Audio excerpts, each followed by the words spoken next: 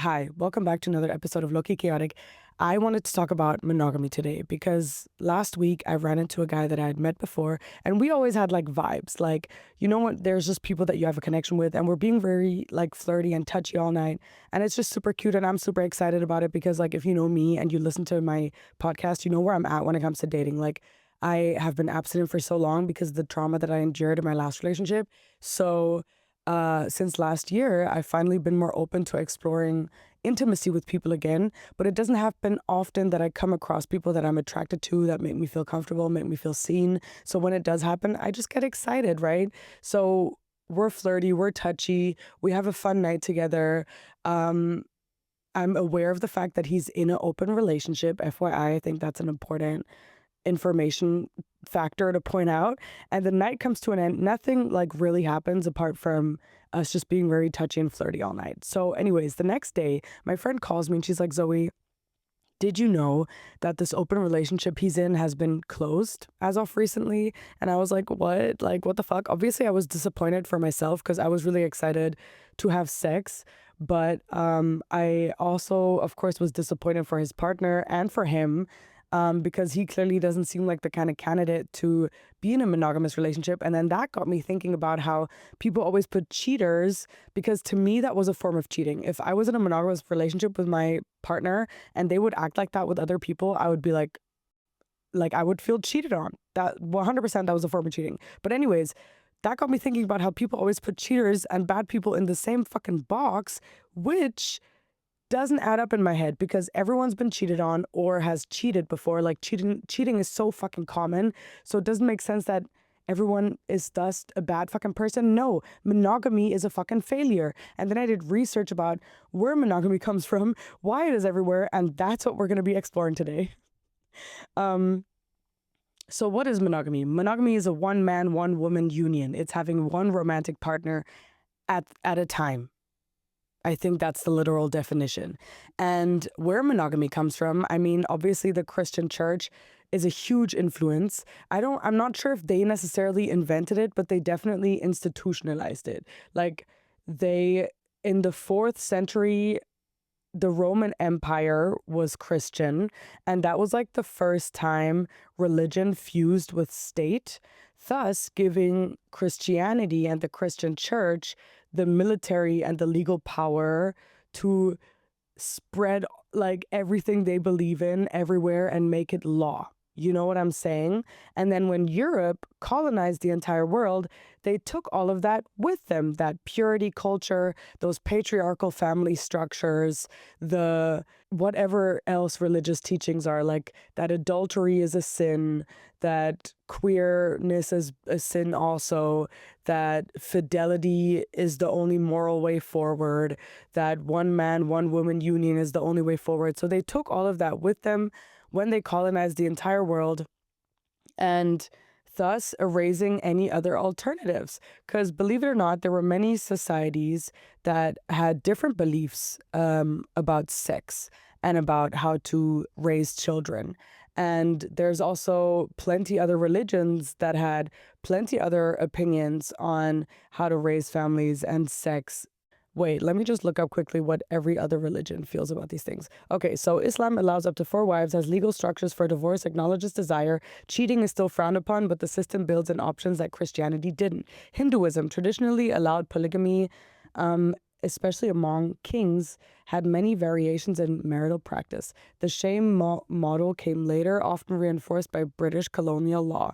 Buddhism, less concerned with marriage, more focused on detachment and ethics. Monogamy isn't enforced as a central moral rule. And indigenous belief systems varied wildly, but many allowed fluid gender roles, communal family structures, and non-exclusive partnerships. These were often erased or outlawed by missionaries. So yeah, Christianity 100% created the global blueprint for marriage, one man, one woman union, sex outside marriage equals sin, women's worth is equated by purity and submission, fidelity equaling morality.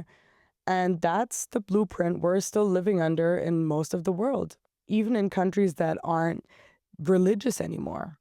So, like I said before, Christianity didn't invent patriarchy or monogamy, but it consolidated them moralize them, and then spread them globally with law, violence, and shame. And that's why it gets called out the most in comparison to the other religions. Because I know everyone always comes for Christianity when it comes to like what I'm talking about, marriage and cheating and God knows, and monogamy and God knows what else. So anyways, where were we?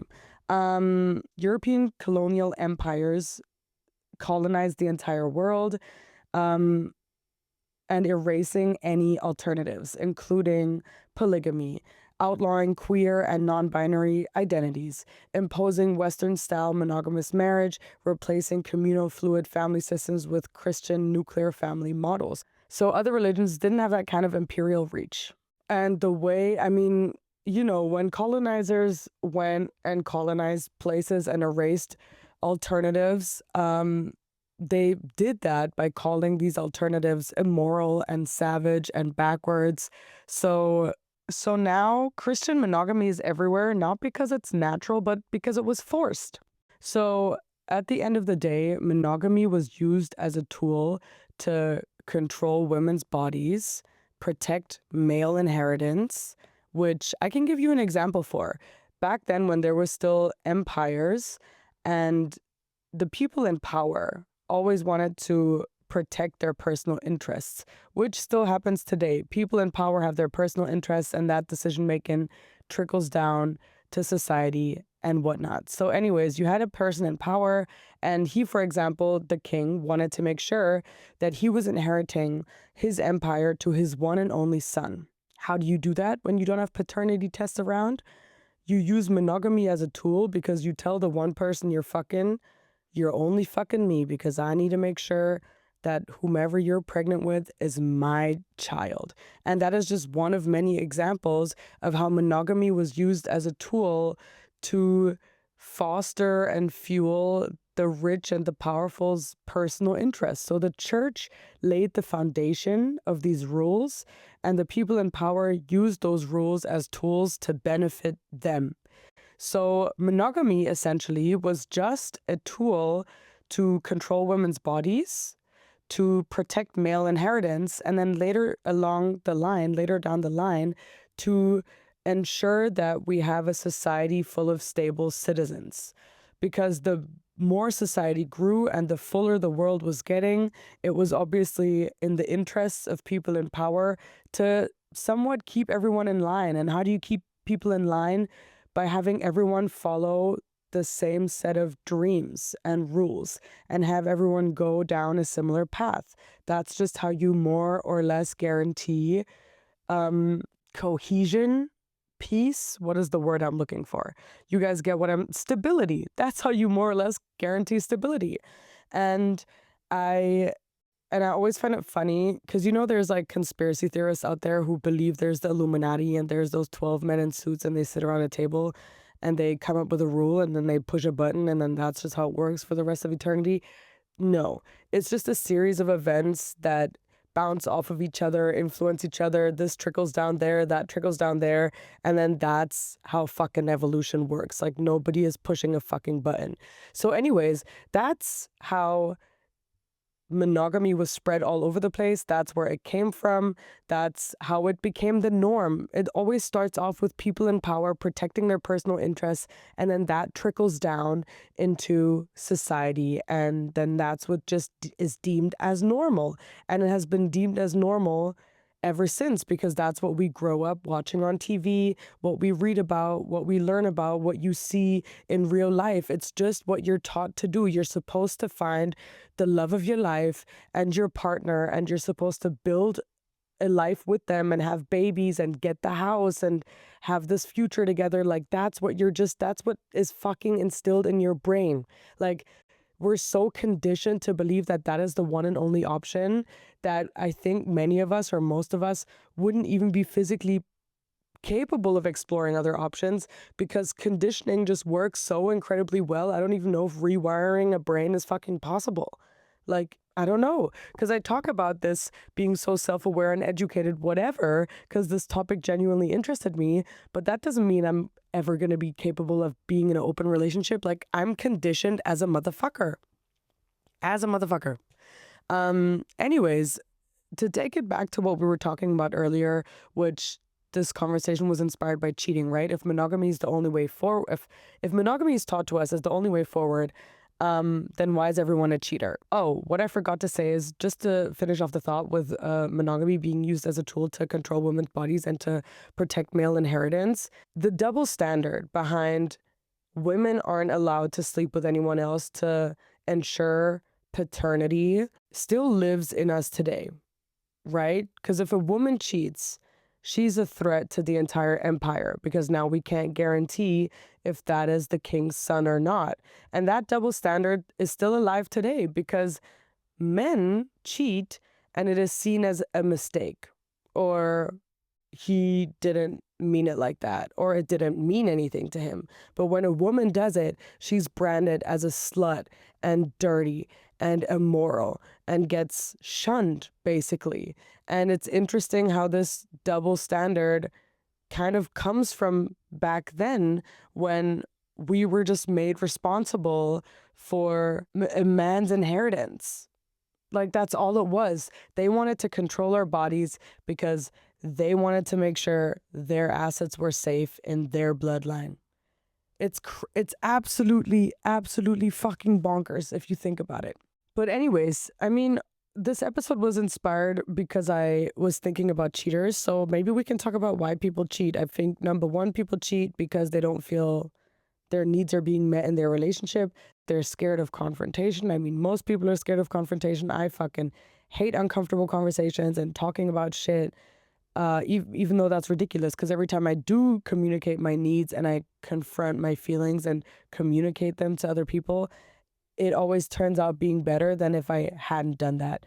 But anyways, that's a conversation for another day. Another big factor as to why people cheat is definitely self-sabotage. Some people believe that's the type of love they just think they deserve. And I think majority of people in this world also lack the tools to be able to navigate their desires correctly and to be able to communicate. Absolutely, most people don't fucking know how to communicate, period.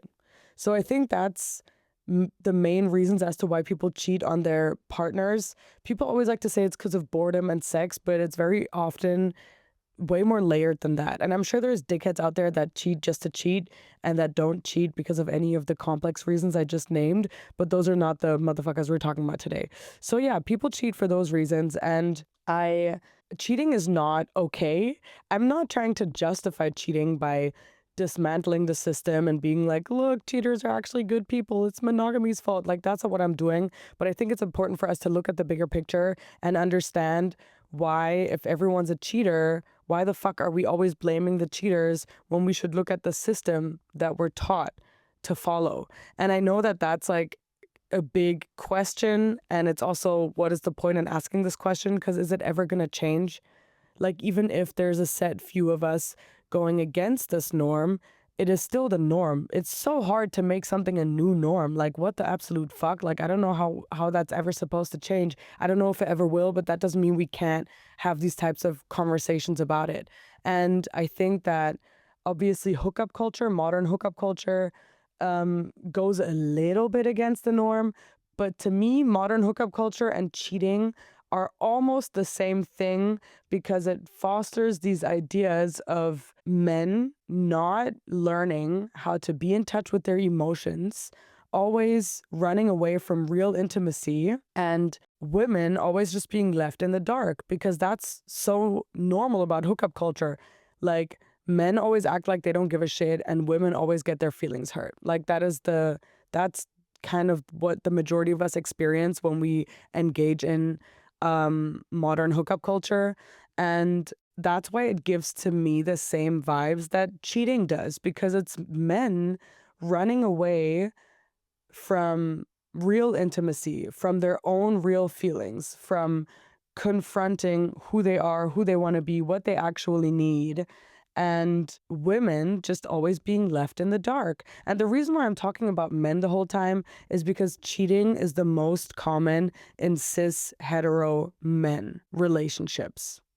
Like, straight men cheat on their partners the most statistically. If you look at all genders and all types of relationships, that's why I'm constantly talking about men. Just FYI, if you didn't already catch that. So that's why modern hookup culture and cheating give the same energy, in my opinion, because it continues to be a system that doesn't foster true human connection, and it doesn't foster people to learn how to be more in touch with themselves and experience true intimacy. And some other notes that I took is, like I just said, men avoid emotional labor. Women are always punished for wanting clarity. People are disposable. Intimacy poses as a risk. It's just the patriarchy. Period. So people keep cheating, but now it's ghosting, situationships, breadcrumbing, and talking for 9 months without a label. It's still dishonest and it's still imbalanced as hell. So maybe we're not like bad at monogamy, but maybe monogamy was just never built for us to thrive in. So yeah, modern hookup culture is, as much as it feels like an improvement, it's still super patriarchal. Like, men always want freedom and zero responsibility. Women are told to be chill and undemanding and cool with chaos. And it's not really liberation if it's only one side that's benefiting from it. And we didn't change the system or break the system. We just rebranded it. It's still the same fucking bullshit. And honestly, in cities where open relationships are more common than in other places, such as like Berlin, New York, London, people pride themselves on being, progressive and polycurious and emotionally intelligent, but you still see those same patterns, like the idea that men love polyamory until their girlfriend does it, or women are told to just have fun but are mocked if they want more. Everyone's on dating apps, but no one knows what they actually want. People preach openness and then spiral when it gets real. Why? Because most people haven't unlearned the structure and they're just playing a new game with old shame. So yeah, everyone may have cheated or been cheated on, but maybe men are just doing what they have been taught for centuries, which is take, lie, escape, and feel entitled to forgiveness. So I think the question isn't even why do people cheat? The question is, why do we keep using a model that practically guarantees they will? And I don't know if it will ever be possible to break out of this, how we would even attempt that. I think this conversation is interesting because there are so many alternatives to monogamy. And I guess that's where we kind of can start, is by just chit-chatting about it. And again, I'm not condoning cheating. I'm just fucking looking at the bigger picture and where it all came from and why it exists and why it was taught to us as the only way forward. And I think that if you're a cheater, you need to look in the mirror and grow some balls to confront your partner and have an honest and open conversation with them about how you're feeling and what you actually want from this life. Period. I love you guys. I'm going to see you next week. You know where to find me, Lowkey Chaotic Podcast at everywhere.com. Bye-bye.